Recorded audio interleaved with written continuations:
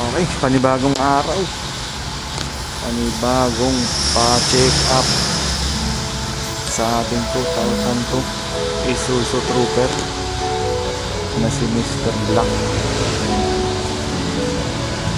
Okay. Ayusin nyo na brake cleaning tayo para hindi mahirapan sa daanan.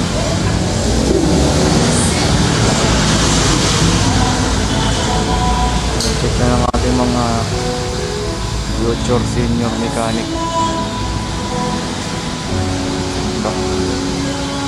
Okay. Muli na ako ng brake fluid na malaki.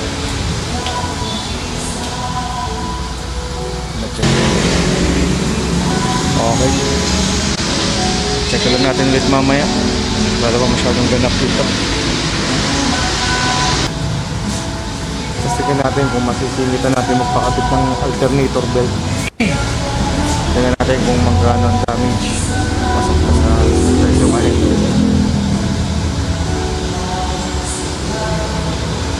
Ang mga budget nila. Okay guys, update. Galing alternator belt pati sa aircon.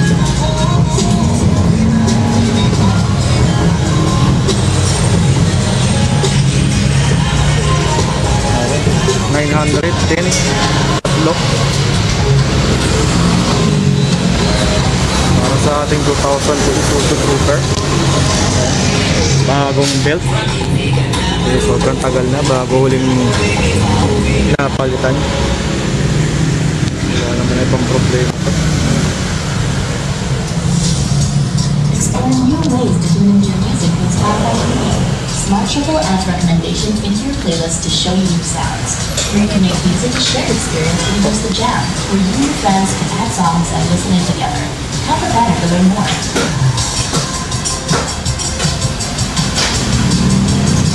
Ito siya, pinalitan na natin tatlo para smooth na laban na sa mga galaan.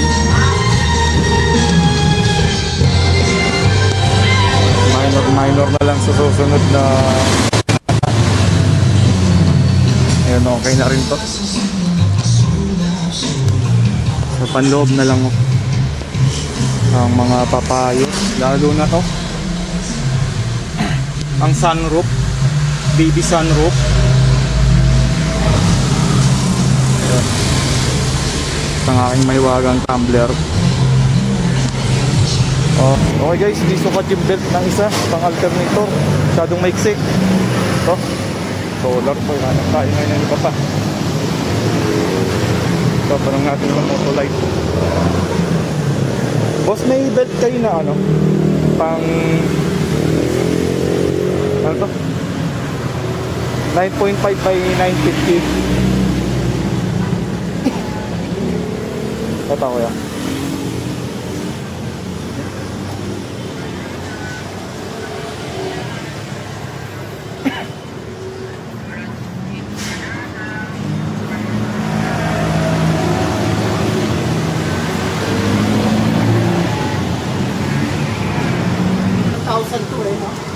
Oh, 1,000. 1,020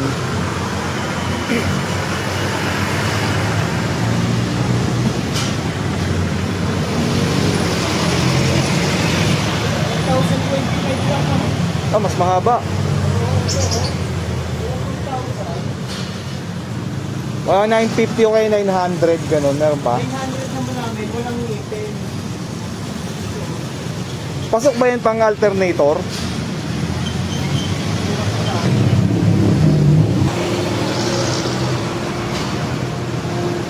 Ano ba pinagkaiba pagka may ngipin tsaka wala? Ha? May ngipin yan.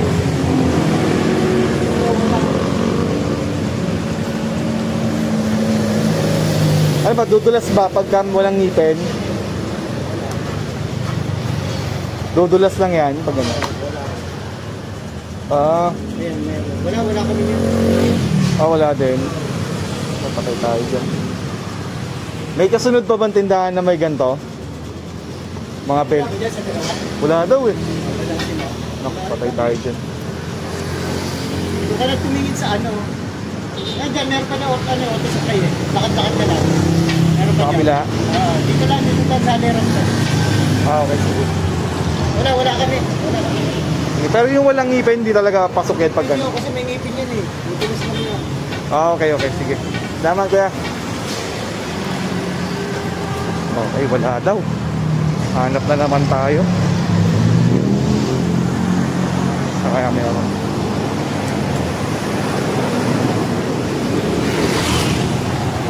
Walk trip. Init. Parang wala na ata rito. Meron pa ata rito. Ano ba ito? Ito, minayi pa mga bill. Okay, ngayon natin sana meron. Okay, babalik na tayo. Nakabili na tayo. Ito.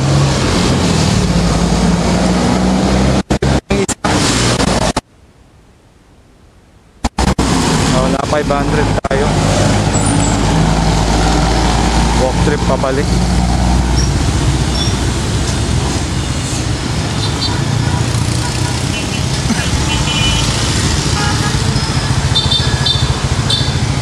So ayan ito. Pag ito na lang natin yan. Mando. Balik na tayo sa shop. Balik na sa shop para ipakabit. Oh, init.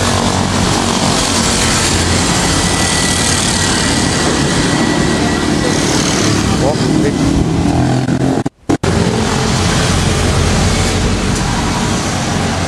Okay, yun eh. Tatawid lang tayo.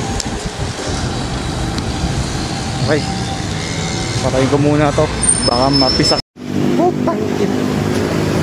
Reset, hindi pa rin tugma. Masyado maiksi pa din. 950. 9.5 by 75 ang kailangan.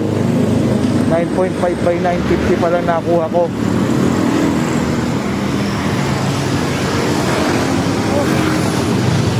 Kailangan ko pa ng bababa unti. Wala pa rin, boss. Masyado maiksi. Oo. Ay, 0.75 meron kayo dyan. 9.5 9 ano to? 9 point ano? 9 1,025. Ah, yun na lang.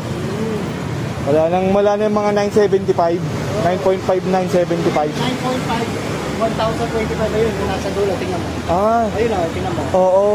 Ayun na yung pinaka ano. 1,000. Wala kang 1,000. Wala ko, kailangan ko yung 9. 1,050, ayun. Oh, mahaba na. 1,075. Ayun, 120, 1,025. 975 kailangan ko. 975. Oo, maiksi. Kaya ako maiksi. 9.5, 975. Sabi dyan, 900. Kaya lang, sa 900, wala namang ngipin. Ah, Ganito, ay walang ganito. oo. Straight lang siya. Ah, sige. Babalik ko tuloy ulit na. Kulang. Ay, Diyos ko Lord. Ang saya magkasasakyan.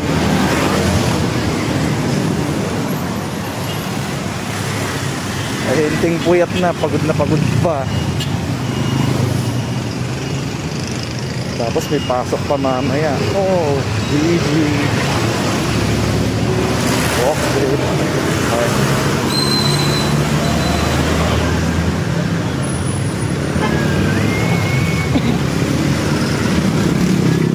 Mag-jeep na ako, pupunta na ako sa may Robinson.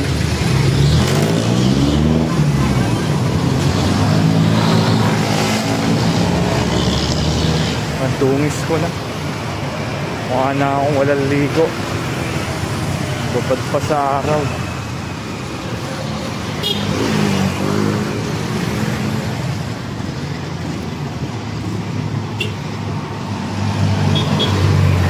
$975, dalawang kailangan ko. Ay nako. Okay, balik tayo kay kuya. Alright guys, kamusta naman ang mga ahenteng puyat dyan? So tapos na tayo ano ba ginawa? Align. So ang alignment ay 200 pesos. So may resibo. May resibo ako dito eh. Ay, sapo. Hindi ko na alam kung magkano. Pagod na ako, nakailang balik ako dyan sa belt na yan. Unang bili sa alternator na belt, hindi tugma. Nakailang balik-balik ako hanggang sa umabot ako dun sa malayo na yun eh. Sa may Robinson na banda yun. So yun, total binayaran natin 3,500. Ito ang resibo. Kunin natin.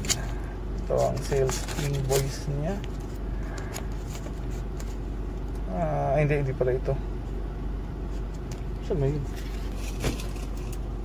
O basta yun, nabot 3,500. Oo, 3,500 lahat. Ano na yun?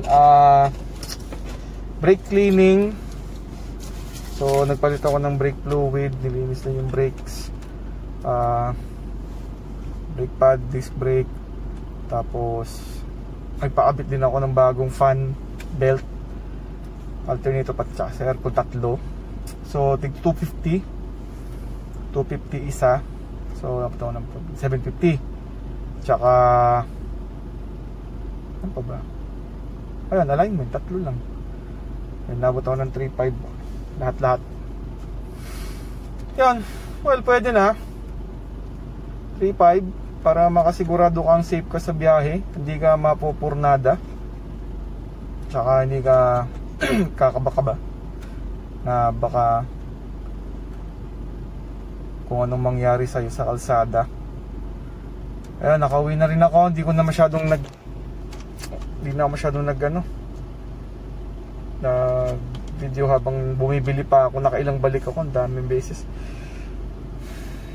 Tsaka yun, sunod is yung shock sa likod daw nitong sasakyan, dalawa is naglilik na, so palitin na din. Upgrade na lang din ng shock doon. Tsaka change oil. Yun, lapit na mag change oil to.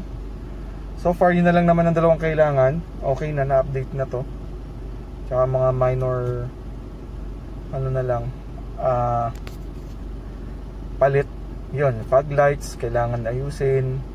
Tsaka itong cabin something itong ating mini sunroof. Ayan,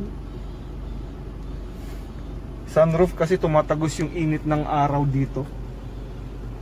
Ayan, bubong na kasi agad yan, kaya mini sunroof. Ayun lang. Tsaka, well, 3,500 para sa ganon. Alignment 200. Naninibago nga ako sa pagdadrive sa handling na to. Tapos brake, tapos pagpalit ng belt, 750 total sa belt. So mga 4,000, mga 4,200 lahat. Presyo total pwede na kung alam mo per sahod maglalaan ka para mapaayos or mapa-update. Hindi mo siya isang bagsakan talaga. So goods na din, wala nang problema. For your benefit din naman yun. Magastos talaga kasi SUV to, tsaka 2002 model. Na meron maraming parts naman na nakakalat yan sa Gedli. Siguraduhin lang na quality. Kahit na budget meal, hindi ka maaalanganin din pagka pinili mo. Ayun. So next time na lang ulit, balitaan ko na lang kayo kapag may mga i-update dito or yung mga ibang walang kalatoy-latoy na video. Sige, pagod na ako, ang init, nugnog na, medyo ano na, bilad sa araw. Okay, next time ulit, maduming kamay.